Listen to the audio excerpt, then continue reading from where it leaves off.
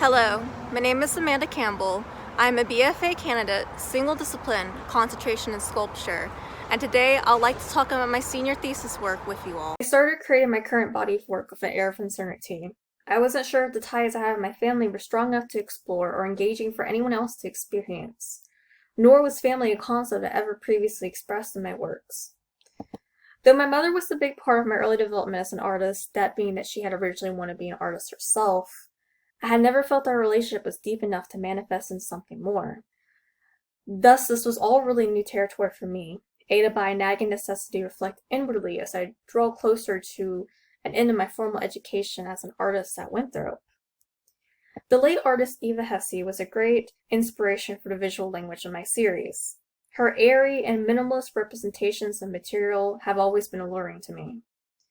I've always liked her ability to challenge her audience, the engagement of materials as they twisted to new masses and forms, and the ability to convey a sense of nothingness that was somehow so profoundly emotional. Though often subtle, the hardships of Hesse's life were often reflected in her own creations. Originally, the sketch I had planned for the piece entitled Mother was created during a rougher time in our relationship. The stairs that ground her figure represented a fear of failure. The act of climbing a staircase is both repetitive and laborious. Climbing a large flight can leave someone winded and tired. Sometimes one can trip and tumble, and sometimes the steps it takes to reach the top are simply not as easy to step onto. The inability to progress and become the person I originally thought my mother wanted me to be, or rather the person I thought I would have been at that point in my life, was the fear that this staircase had encompassed. However, last summer I recognized that something had changed in our relationship. It was a gradual shift, and was definitely one brought on more by me than her, as this was more of a one-sided conflict. We had shared a few drinks that summer because I finally turned 21, and I think that's where it really hit me. There was an awareness of our relationship as parent and child, but I wasn't really a child anymore, and nothing was really kept from me anymore either. I'm an adult now, and she doesn't have to protect me. She can be vulnerable too, and suddenly the realization hit me that my mother, who always saw as this unachievable role model, wasn't this idolization of a person I had unconsciously projected all my fears onto. Thus, the role of the staircase shifted in the creation of this present sculpture. While the task of climbing a staircase is still one that is repetitive and laborious in nature, it's also physically and metaphorically elevating. Staircases represent personal development, overall progression, and the ability to overcome obstacles. Stairs provide a person with support while they journey to a higher plane, and in many ways this is exactly what my mother has done for me, provided support for my own goals and journey forwards. My father was not as artistically inclined as my mother, but his admiration for my art was still rather strong. I'd always told my family that I was going to become a medical professional. It sounded reasonable and promising, especially when I slapped the label of chiropractor on top of it. However, the more I spoke about my imaginary career, the more I found I disliked everything about it. When speaking about potential college programs and what exactly I was going to do outside of high school, I always replied with a simple attend up college for 2 years and then I'll transfer into some kind of medical program because it just sounded practical and reasonable. But one day I had opened up to my father and told me that I wasn't quite sure if that was the path for me. My father told me he hated his job, and this wasn't exactly new news because he'd often come home aching and frustrated. He said that he wished he could be passionate about his work, doing something like building guitars or computers. And he had pushed me in a new direction that day because he claimed that it would have been a waste of a degree pursuing something I would only learn to hate. Father explores the nature of my father's occupation and its impact on our relationship. For as long as I can remember, my father has worked at Michelin factory making tires. He's stunk of rubber for so long, it's the only sin I can truly associate with him. His job is also very physically demanding, and years of staying on concrete floors have taken their toll on his body. And prior to now, an incident with a machine has caused his arm to break. Of course, he was given paid medical leave, but it still frightened me severely, and he had to endure the aftermath of that injury for months.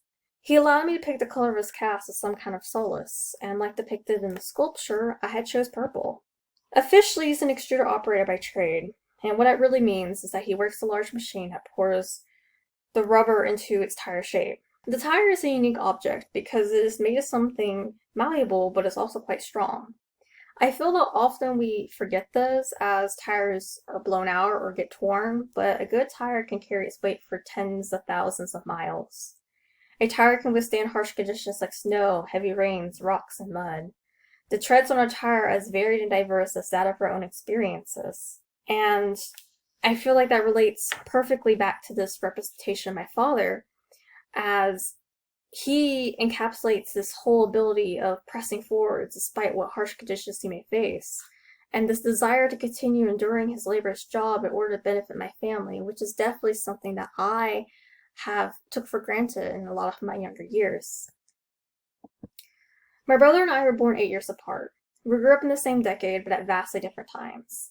Though he's always been fast to adapt to technological age, developing a passion for computers and video games, and he kept up with the progression of household technology very easily, in fact, a lot better than me. He was the person who taught me the most about the internet. He made me very cautious of the platform while also showing me how to easily navigate it. It was around 2008 when websites like Newgrounds and YouTube began to gain traction. My brother was quick to show me two things about these sites. One, that there was a helpful content filter that I should use, and two, that artists had actually made these websites into portfolios. He joked that it was something I could do because people had made real money creating cartoons for Republic like this, and being 10, I took his words to heart. Brother is an odd piece to this whole body of work because his role in my life was very different than that of my parents.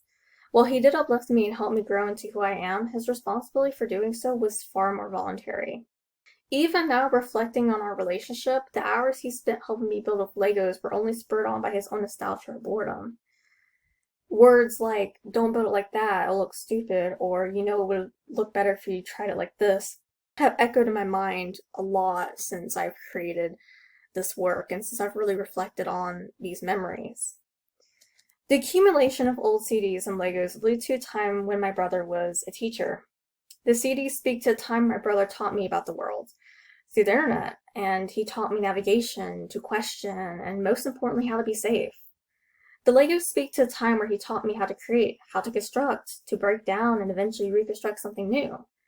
In many ways, the Legos were a method of teaching perseverance, facing failures, and a value of practice and experience as it relates to what we put out into the world, which may be giving him a little bit more credit than he deserves, but then again, maybe not. And finally, the 10 rectangular frames that surround each of these pieces, or rather the spaces in between these pieces as they line up between the columns, allude back to all these different memories that I have really across the whole field in regards to my mother, my brother, my father, all of them together. And in the spaces of some of these drawings, I've actually sewn in some phrases, some words, some little snippets of the story to help provide the viewer some information in regards to the relationship I have with these individuals and how these memories have allowed me to connect better to them, and how these memories have also possibly changed over time.